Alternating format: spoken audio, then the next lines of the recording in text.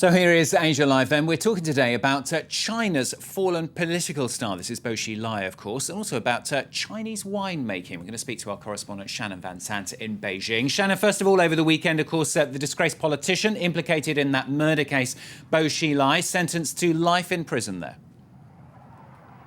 That's right. He's been sentenced to life in prison, and of course that's making the headlines across China today. Here we have the Beijing Daily, a photo of Bo Xilai with two very tall policemen kind of cowering over him, leading him away in handcuffs. This exact photo is on the cover of almost every newspaper here in China today.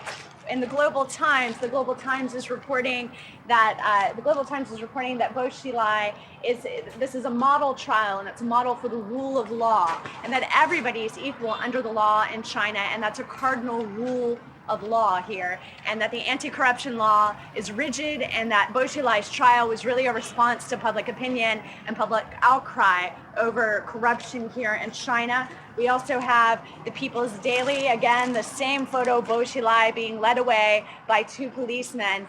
And with this editorial in the People's Daily, they report or they write that no one in China, no powerful politician has absolute power, that everyone is subject to law, and that anti-corruption, it must be a top goal of any person in power in China trying to govern the people. That's the front pages there, Shannon. Looking at some of the lighter issues, perhaps inside there. Beijing today beginning to host China's 6th Wine Expo. And our team there in China have been to a province, haven't they, 550 miles west of Beijing, where the government believes wine is the future, Shannon. That's right. Our team and my colleague, Baptiste Felivos, went to Ningxia, which is well known for China's wine in the region. And they contribute here this report from the vineyards there. Bacchus, the Roman god of wine and harvest, is obviously a traveler. This Chinese chateau is even named after him. The architecture and interiors are not easy to categorize, but Mrs. Wang, the home's owner, provides a tour.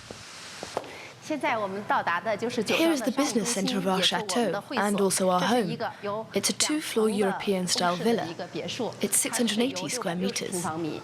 But most interesting are the 33 hectares of vineyards that surround the chateau. We are on the flatlands near Helan Mountain. It's the best land for growing grapes in China. Today is the last inspection before the harvest. Look, this grape's already a little wrinkled. We'll be more careful next year. Mrs. Wang realized the economic potential of Ningxia in the late 1990s and planted her vineyard.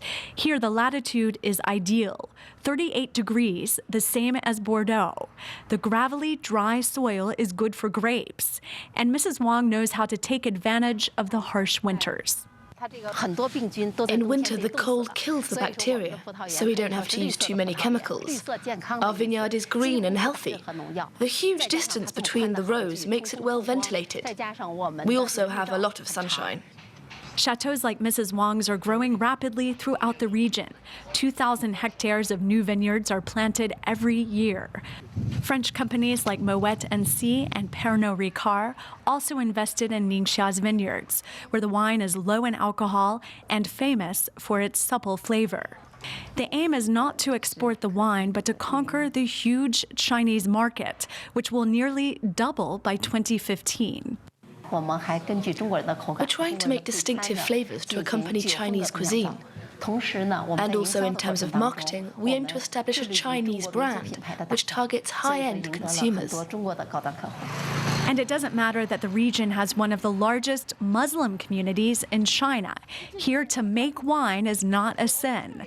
Everyone wants to plant vineyards, like Mr. Ma, who says he used to live in poverty. He sells his grapes to the region's big wineries, and his investment in the land is very profitable. Before 1996, I grew corn. The income was €720 per hectare. With these vineyards, I can make $650 per acre, which has improved the quality of my life. I bought a house in the area and an apartment in the capital, Yingchuan. If Ningxia's fertile land can produce huge profits, the challenge is how to change the image of Chinese wine, even among Chinese consumers. So far, the very rich prefer to show off with bottles of Bordeaux, even though it is much more expensive. Yeah, winemaking there in China. Shannon, thank you very much. Shannon Van Sant, our correspondent there, joining us from Beijing. That was today's Asia Live.